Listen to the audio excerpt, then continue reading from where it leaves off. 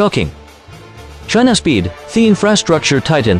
In a bustling subway transfer station under construction in China, workers are pulling a pipe every minute, while others weld and pour concrete cement in an efficient assembly line operation.